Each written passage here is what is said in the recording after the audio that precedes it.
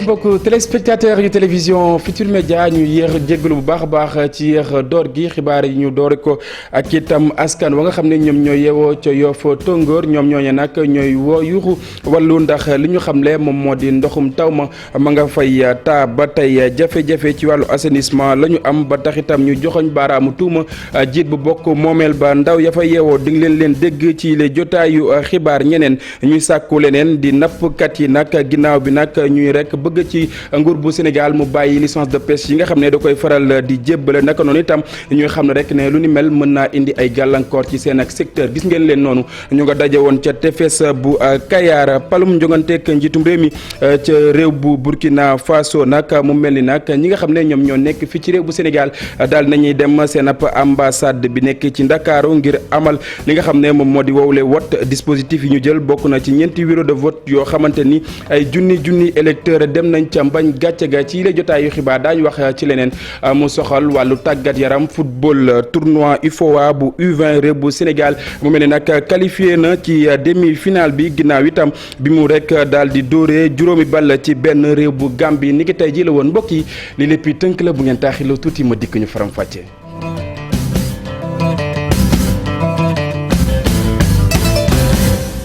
jërë ngeen jëf mbokk yi xibaar yi ñu doore ko na nga xam ne noonu la ñu ko junjee woon ca Yoff Tongoor askan wa ñu nga yuuxu wàllu li ñu xamle moom moo di ndoxum taw ma nga fay taa ba tey jafe-jafe ci wàllu assainissement maanaam lu yóbbu ndox mi la ñu am ba tax itam njiit bu bokk moomeel ba fa moom Abdoulaye Diouf Sarr ndaw ña ñu nga koy woo di ko joxoñ baaraamu tuuma ndax itam ngir rek mu bàyyi leen xel jafe-jafe la Mouhamed Samb ak Younous Diatta ñu nga fa woon ñu seetaan reportage.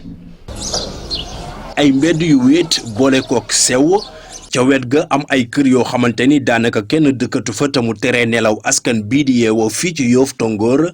li ko war a lekk moo di ñàkk am assainissement bu baax boole kook ñàkkum canalisation boo xamante ni askan bi mënatuñ koo dékku. gisuñu oto bu ñu pompel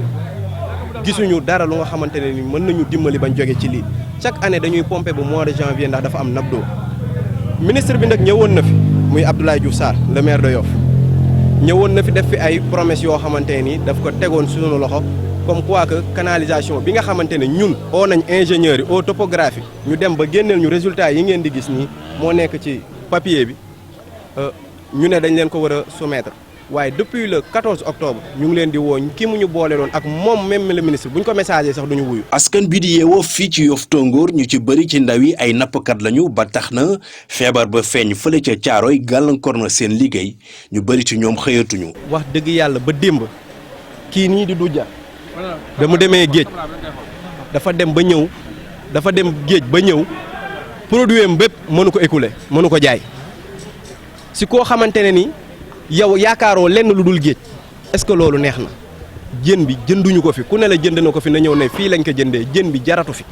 ndaxte kenn jëndu ko nii waa Soumbédioune di yuuxoo ñeneen di yuuxu ñun waa Yoff tamit noonu la ñuy yuuxoo si jën dematuñu wax dëgg yàlla ñoom nee nañ dañuy toog. ci leneen loo xamante ni yitteel na leen lool moo di wàllum accord de pêche yi ñoom nag bu ñu sukkandikoo ci seen kàddu bu ñu sañoon ñu gën leen cee boole. li nga xamante ne suñu xam-xam sore na si te ñu mën see xuus lool mooy même contrat yooyu bu amee. ñu nit war nañoo mën a am ay contrat pour xanaa mën a dem seen réew ñoom te pêcheurs yi ñoo war a mën a dem kon yooyu bu amatee nañ ñuy fàttaliku du ñu bàyyi xel. lii nag moo di résultat topographique yi nga xamante ni mun na saafara jàngoro yi assainissement bi fii ci Yoff Tongoor liggéey bi nag askan bi seen wàllu bopp ñoo ko fayal seen bopp bu dee ni nag bokk moomeel gi ñoom ñu ngi leen di joxoñ baaraamu tuuma te di leen xamal ni ñu ngi leen di xaar bu baax ñu saafara yéele jàngoro. Mohamed Samb accord de pêche yooyu nga wax ci yow les reportages yeneen i nappkat li ñu bëgg moom moo di nguur bu Sénégal daal di koy dakkal ndax itam mën naa indi ay gàllankoor ci jafe-jafe ci lépp lu ñeel wàllu boobule secteur ñu nga woon ca tefes bu Kayar ngir daal di jébbal askan wi li nga xam ne daal di la leen ni naqari Cheikh Anta Diop ak Seylatir. te suñu géej gi dañu ko aar bu kenn joxete ay licence de pêche bateau yu mag yi jóge bitim réew loolee la ñu naataal ci ay tableau nappkatu Kayaar yi ak jigéen ñi nga xamante ne ñoom ñooy coppar ñi jën yi taxawoon fii ci quai de pêche bu Kayaar doon fësal seen mbébét. ndax géej gi li fi nekk du ñii du mool yi ñoo ko mën a maîtriser loolu état moo ci war a wax ndax tey boo demoon fii rek ba am 18 kilomètres wala 20 kilomètres rek li nga fa gis ay saxaar yoo xamante ni ay navires yoo xamante ni te li ci ëpp ay navires riche lañu wala yenn yi doon ay chinois te technologie bi ñu yor suñu autorité sax xamuñu ko parce que boo demoon ba taf seen gaal yooyu li nga gis li ñuy def géej gi si xeetu nappinu ñaaw woo xamante ni da nga naan lii amul waaw dañuy manque géej gi ba nga xamante ne tey jii loolu moo favoriser sax xale yi gën a dem di jël mbëkk mi. ñu gis na nag ay bés yu ñu génn daanaka xale yi dañoo jubali nag mbëkk mi waa Kayar nag di naqarlu jamono yi nappkat yi nga xamante ne dañoo bàyyi géej gi di dem fële ca Espagne. wax bi gudd gàtt mooy ñu ngi ñaan bato yi nga xamante ni jaay nañu leen géej gi nañu ko arrêté bàyyi géej gi mu naataat dund nit ñi toog ci réew mi defar réew mi mais tant que loolu amul ku la ni mën na téye phénomène bii am day wax lu ko neex rek mais bu heure bi jotee ku jaaxle di nga mbëkk fa nga yaakaar. ñoom ñëpp ci sol yu ñuul di wane nag naqar bi nga xamante ne am nañu ko ci ñi nga xamante ne faatu nañ ci biir géej gi tey lu jëm ci feebar bi nga xamante ne moom la ñu nemmeeku ci géej gi waa Kayar de nee nañ du benn nappkat bu dëkk fii ci Kayar bu ko am.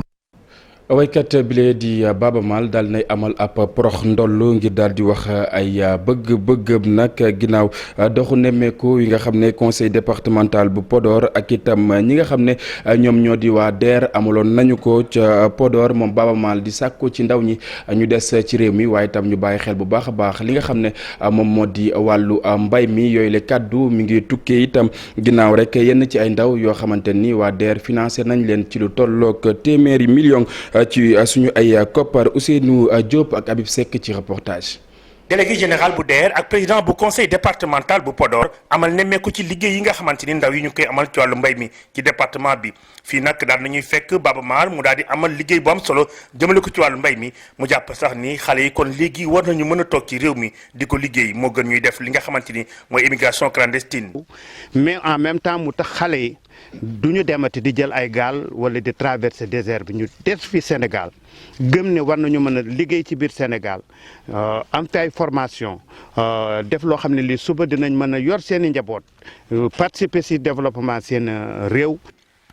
ci kàddu président bu conseil départemental bu Podor léegi nag Podor mën na nekk grenier bu Sénégal bu fekkee nag gën nañ ko fulaal rawatina liggéey yi nga xamante ni DER mi ngi koy def ci gox bi. donc je crois qu'il faut que nit yi yore volonté pour de réussir te yaakaar naa ni am nañu ndox am nañu suuf suñu leen boolee dafay dem vraiment ñëpp Podor dana naat dana nekk le grenier du Sénégal.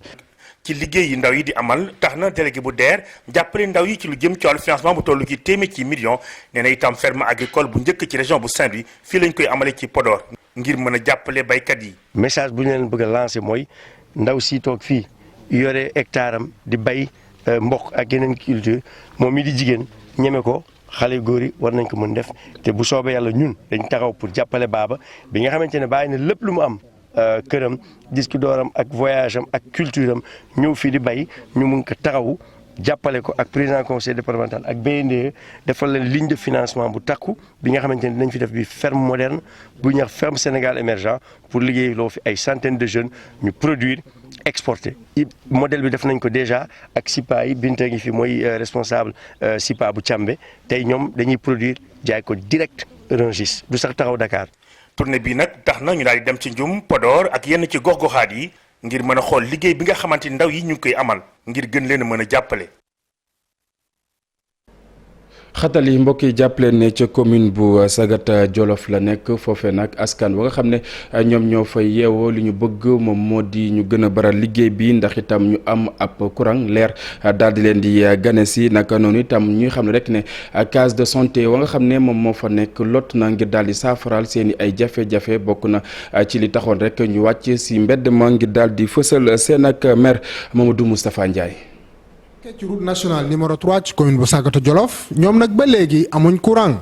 situation bu ni mel moo tax ñu wàcc ci mbedd mi ngir naqarlu ko. li waral loolu moom mooy dañu am ay revendications yoo xamante ne bii ça fait longtemps ñi ngi koy revendiquer auprès de nos autorités mais jusqu'à présent amuñ ci benn satisfaction. kon xataali war nañ bokk ci ñi nga xamante ne bi dañuy am courant. kon looloo waral tey ñu taxaw jéebaane ko ba ñëpp xam ne Xataali mi ngi dund ci lëndëm mi ngi dund ci ñàkk sécurité. te fi mu toll nii ñu ngi nii suñu machine wala yëpp a ngi nii gaare amuñ luñ ko liggéeyee ñun jigéenu Xataali suñu doom yaa ngi ci école yi bu guddee ñu war a jàng amuñu courant amuñu dara. nan ñu dimbale ngir yàlla ci courant bi indil ñu courant comme ñu am li ñëpp am. bokk na ci li leen gën a naqari moo di ligne haute tension bi ci seen biir dëkk la jaar. am na ñaari haute tension yu fi jaar yoo xamante ne bii mi ngi dem feneen di ko alimenter te ñun waa Xataali amuñ ci dara loolu lépp day doon ay injustice yoo xamante ne bii ñun waa Xataali ñu ngi koy dund. ci wàllu paj Xataali ba léegi amul barabu fajukaay. case de santé baa nga ne ba léegi fa mu tëjee kenn tijjiwu ko defaluñu ci dara. tamit am nañ fi case de santé boo xamante mi ngi taxaw te amuñ ci satisfaction te courant aussi munul ñàkk case de santé di dox. bokk na ci li leen gën a naqari ñàkkum doodaan ngir ñu mën a moytandiku accident yi. amul doodaan amul dara. bi sog yi bëri na lu leen leex lañ fiy jaaree. te nag cette fois-ci on a fait un point de presse def nañ point de presse d'abord waaye nag incha allahu rabbi suñu amul satisfaction danañ jàll ci leneen bugguñu indi benn tension. suñuy revendication suñuy droit la ñuy laaj. beneen ab jafe-jafe leneen loo xamante ni itam ñu ngi koy laaj Cheikh Diop bu di secrétaire général bu CNTS FC daal di koy jottali mu di rek nguur bu Sénégal war na bàyyi xel bu baax a baax jafe-jafe yi nga xam ne ñi yëngu ci wàllu kër docteur ñu ngi koy faral di dund bu ñu jugee ci li nga xam ne rek moom moo di mbas mi moom moomee itam ginnaaw bi mu doon amal ab doxu nemmeeku ca diwaan bu Sédhiou dañuy teewlu ay kàddoom ci micro Bakary Konté ak Xaali Jàmme. ne jafe na waaye dañoo bëgg ñu bàyyi ci xel pour que suñ système éducation aussi ñu gaaw réformer ko parce que plus de 4 millions d'apprenants nga bëgg ko appliquer le protocole sanitaire bi nga xam ne moom lañ édicté lu jafe la kon loolu à partir de maintenant war nañ ci bàyyi xel war nañ bàyyi xel également ci secteur santé ak éducation secteur yooyu seen taxawaay ci xeexu mbas mi ñëpp a ko rafetlu te dafa nekk taxawaay bu mucc ayib secteur yooyu ñoo ëpp ay jafe-jafe ak ay revendications passif social passif des accords passif social bi nekk ci secteur yooyu passif bu diis la ñuy ñaan nag bu ñu génnee ci mbas mi ba tàmbali relance économique bi nañ jublu nag ci aussi ci revendication ñaari secteurs yooyu pour seet naka lañ koy régler gis nañu ne également fonction publique locale mise en œuvre bi mi am na jafe-jafe conseil supérieur de la fonction publique locale bëgg nañ ñu taxawal ko rapidement dugal ci aussi syndicats yi li ñu gën a marqué ci fii ci Sédhiou mooy liggéeykat yi nekk ci antenne Tigo yi nekk ay gardien te dalal bi jël leen jox leen Tigo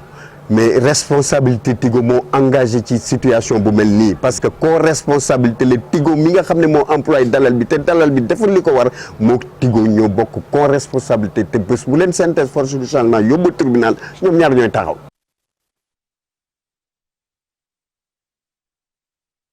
dina génne ay koppar yu takkoo ngir rek daal di jënd carburant def ko ci camion citerne yi nga xam ne ñoom ñooy séddale ndox mi xam ngeen ne ñooñee am nañ ay jafe-jafe ci wàllu ndox bu ngeen di fàttaliku ay bés bi ñu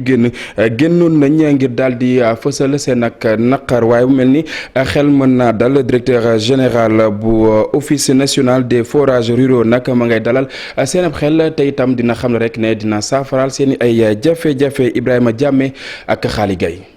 ni askanu Sibassor génn nañ ci mbedd mi ci doxum ñaxtu ngir ñaawlu ndox mu bon mi nga xamante ni moom la seen forage bi di génne kii di directeur de l'OFOR kon daal di def doxum nemmeeku ci commune bi ngir andi solution bu ñu sukkandikoo ci seeni ndaw solution bi moo di gas beneen forage ci lu gaaw ngir safara jafe-jafe bi lee donc moo tax ñu ne donc ak lu mu mën di demee daal forage bi moom dañu ko renouveler te yàlla def na am nañ financement bi nga xam ne bii tey jii moo nekkoon li waroon a mën gën a jafe am nañ ko pour mën a procéder au renouvellement mën a wax les populations ne leen entreprise bi moom mooy ñëw gasi forage. laata loolu de di pare nag camions yi ñooy continuer di jox askan wi ndox ci mbedd yi loolu nag dem ci frais mairie bi ci bi Kalidou Niang moom mooy maire Sibassor. 3 jours bu ne 360 000 la ñu leen di jox 3 jours bu ne dañoo jël ci station bi bu 3 jours jotee ma ne leen nañu arrêté ñu dem verser xaalis bi jëlaat yeneen 3 jours. bon ko nii lañ ko doxee tey Sibassor jaral na ma jaay sama bakkan wala ma jaay sama kër def ci ba yàlla indi forage yi. di yàq nag qualité ndox forage yu Sibassor bi moo di bi nga xamee ni que waa Flex'Eau mi ñu denk gestion bi bi ñëwee bëgg gasaat forage bi yokk volume ndox mi loolu le la directeur général bu OFOR daal di expliquer. fii bi nga xamee ne bii am na gox yoo xam ne yi amuñu woon ndox l'opérateur dafa dem indi pompe bu bees ñëw dal di koy plonger pour régler un problème qui était là mais xëy na donc bon forage bi peut-être attandu ko ou bien il y a quelque chose qui n'a pas marché donc loolu aussi bon c'était de la bonne volonté parce que ku dem jënd lu bees indi ah kooku nekkul ne dafa ñëw pour yàq donc noonu le problème bi donc bon demee donc mais. bu ñu sukkandikoo ci directeur général de l'OFOR Sénégal nag mu ngi woon ci junni ak ñetti téeméeri forage ci atum 2013 tey jile nag mu ngi ci ñaari junni ak ñaari téeméeri forage waaye nag lu ëpp fukk ak juróom-ñett ci forage yooyu la dañu paan doxatuñu. mbokk yi xam ngeen ne ni ki ëllëg yemook ñaar fukki fan ak ñett daañu door li nga xam ne moom moo di campagne njaayum gerte bi ñenn ci ñoo xamante ni ay baykat lañ nag ñuy sàkku ci nguur bu Sénégal mu daal di leen di fay bor wi nga xam ne amaloon na leen ko ci at yi lee ñu weesu ba tax itam réseau national ba mu nga amaloon ab ndaje ca diwaan bu Kaffrine ngir daal di addu ci wàllu woowee Ali Diaw moom mooy président bu producteur semencier fii ci réew bu Sénégal Omar Ndiaye moom moo taataan ay kàddoom. li nga xam ne nii mooy campagne bi seet nan la ñuy doxalee pour jënd gerte gi ak ci baykat yi nga xam ne joxoon nañ leen engrais ak jiwu boo xam ne bëri na ci nga xam ne ay régions yu bëri. bi DER li nga xam ne joxe woon na ko toll na ci ñetti milliards buñ seetee si ENCA joxoon na daanaka lu jege kii 1 milliard léegi nag comme engrais lañ ko defoon ak jiwu ñu daje woon fii tey pour waxtaan ci yan pexe la ñuy teg te ñaan aussi gouvernement bi mu jàppale ñu tax. jaayee nañ ko semence de 2018 jaayee ko semence 2019 joxel ko semence 2020 mais bor yooyu yëpp ba léegi bu 2020 bi dugalaguñ ci dara 2018 des na 2019 mu ngi des. bor yooyu bu ñu ko xaymaa normal entre 700 millions ba 800 millions mën na ko kon dañuy ñaan état mu dimbale réseau bi RNCPS coopérative yi nga xam ne amoon na ay facturation restant yi 2018 ñu fay ko. 2019 ñu fay ko 2020 ñu jéem ko fay pour campagne bi ñëw ñun ñu mën a collecter li nga xam ne mooy semence certifiée bi parce que ñun semence certifiée la ñuy def. bañ di jéggaane bitim réew kay lu mën a nekk la ñi nga xam ne nag ñoom ñoo di alliance sénégalaise pour le consommé local di sàkku ci askan wi ñu jëfandikoo yenn ci ay meññeenteef yoo xamante ni ñun ñoo koy defar fii ci réew bu Sénégal naka noonu itam ñuy xam ne rek ne daañu amal ab campagne bu yaa daal di gindi askan wi daal di leen di xamal li nga xam ne rek moom moo di njëriñ jëm ci consommé local Thierno Fall.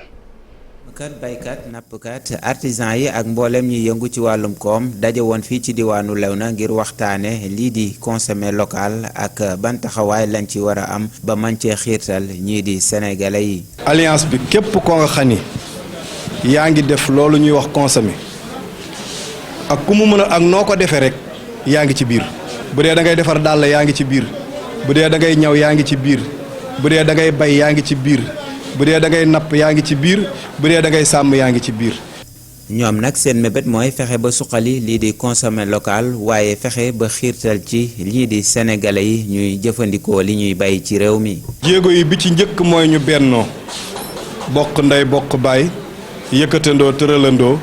ki nga xam ni moo nekk ci boppum réew mi dimbalinu su ko defee ñun lii ñu sunu mébét yi ak sunu yéene yi mooy maanaam Sénégal raw réew yépp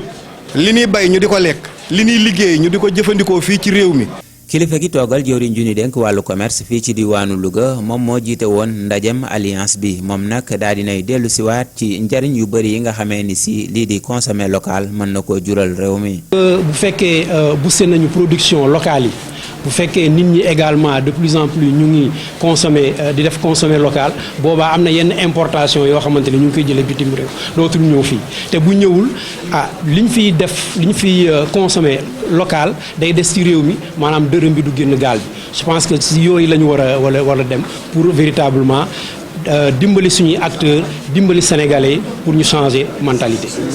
ndaje mi nga xamee ni ñu ngi ko doon amale fii ci commune bu Léona bokk na ci jéego yu jëkk ñeel alliance bi gannaaw bañ ko taxawaleek léegi fi mu toll nag seen mébét mooy fexe ba am ay bureau ci mboolem 14 régions yi nekk ci Sénégal. ñu àddu ñeel wàllu njàng mi ak njàngale mi wax ci rek kuréel wi di la Boussole daal di dimbali ay ndaw seen ak lim toll ci juróom fukki ndaw yoo xamante ni seen i waajur seen i loxo jotul seen ak ginnaaw ñu daal di leen di dimbali ci yenn ci ay fourniture yoo xamante ni daañ ko jëfandikoo ci daara yi ni ki ren ji nag ki nga xam ne moom lañ dara jaale boobule bés di suñu naataango moom Faty Dieng naka noonu itam yebal na ab ndaw woo xamante ni daal nay génne ay kàddu dénk ko yooyu la ndaw ñu teelu reportage bu Babacar Diassi ak Lamine Mandian. fexe bi ay nit yu baax ci mim réew yëkkati as tuut ci lu leen suñu borom dénk te sedd ci ay xale yu bokk ci ay famille yu néew doole ngir kenn ku ne mën a am fourniture scolaire bu mat sëkk lu ne mel la association La Boussole daal di def te mu ciy séntu jox menn chance képp kuy xale bu yeewu ci Sénégal rawatina ci diiwaan bu Ziguinchor ci seen wàllu jàng. képp ku nga xamante ne membre Boussole nga da nga am obligation dañ lay sas nga jël benn élève en charge boo ko jëlee yaa koy assurer fourniture yaa koy assurer lépp lu mu soxla mais ren la particularité dañ ci boole CMU la couverture maladie universelle CMU parce que dañoo seetlu ne bu ñu jëlee élèves yi au mois de janvier février dañuy. fexe bi ay nit yu baax ci mim réew. yëkkati as tuut ci lu leen suñu borom dénk te sedd ci ay xale yu bokk ci ay famille yu néew doole ngir kenn ku ne mën a am fourniture scolaire bu mat sëkk lu ne mel la association La Boussole daal di def te mu ciy séntu jox menn chance képp kuy xale bu yeewu ci Sénégal rawatina ci diiwaan bu Ziguinchor ci seen wàllu jàng. képp ku nga xamante ne membre Boussole nga da nga am obligation dañ lay sas nga jël benn élève en charge boo ko jëlee yaa koy assurer fourniture yaa koy assurer lépp lu mu soxla mais ren la particularité dañ ci boole CMU la couverture maladie universelle CMU parce que dañoo seetlu ne bu ñu jëlee élèves yi au mois de janvier février dañuy feebar. ay ñu baax jàpp nañ si maa ngi cité la marraine Faty Dieng vraiment buñ ko wooyee ñu discuter aussitôt elle a accepté. marraine bii la activité doon Faty Dieng bu télévision Futur Média te ki ko représenté del si fii ci message bu mu dénk parents d'élèves yi. mu ngi insister nag si jigéen bi nee na ñu fexe ba suñu doomi jigéen notamment seen i jàng bu ñu leen négliger seen i jàng ndaxte naam am na ñoo xamante ne ñu ngi jóge ci ay famille yu néew doole mais loolu warul tax ba kenn ku ne wàccee say loxo ba kenn ku ne découragé fexe nag ba ñoom ñëpp ñu réussir ndaxte. suñu éducation nationale chance égale la jox xale bu góor comme xale bu jigéen. moom Faty Dieng ñu koy ndokkale itam ci bés boobee nga xam ne dippee nañu ko ñu wëyal xibaar yi wax ci leneen loo xamante ni maa ngi leen kon junju bi ñu door yi la jotaayu xibaar di palum njonganteeg njiitum réew mi ca Burkina Faso doomam yi nga xam ne ñoom ñoo nekk fii ci réew bu Sénégal demoon nañ ca ambassade bi nekk fii ci Ndakaaru ngir rek daal di amal seen ab vote dispositif yi ñu jël bokk na ci ñeenti bureau de vote yoo xamante ni ay junni électeur nag daal dañuy dem ca mbañ gàcce ga ngir def li nga xam ne seen ak wareef la du ñàkk wowle xibaar daañ ci ñëw ci nu mu gën a yaatoo ci xibaar yi ci kàllaamay tubaab leneen itam bokk na ci wàllu tàggat yaram maanaam football tournoi UFAO nag U20 réew bu Sénégal mu mel ni daal dinay qualifié ci demi finale bi Lionceaux yooyu nag ginnaaw bi ñu dooree réew bu Gambie ci juróomi bal ci benn match boobee ñu ngi ko doon amal mbokki ca diwaan bu Thiès ñun itam fi la ñuy jaar daal di yëkkati jotaay wi rédaction bi di leen jox dig daje léegi-léegi Cheikh Tidiane Diawo noppi na ngir faram-fàccee xibaar yi ci kàllaamay tubaab lu mooy loolee itam ñu bàyyi leen ngeen wéy ak programme télévision Futur Média jaa ngeen jëf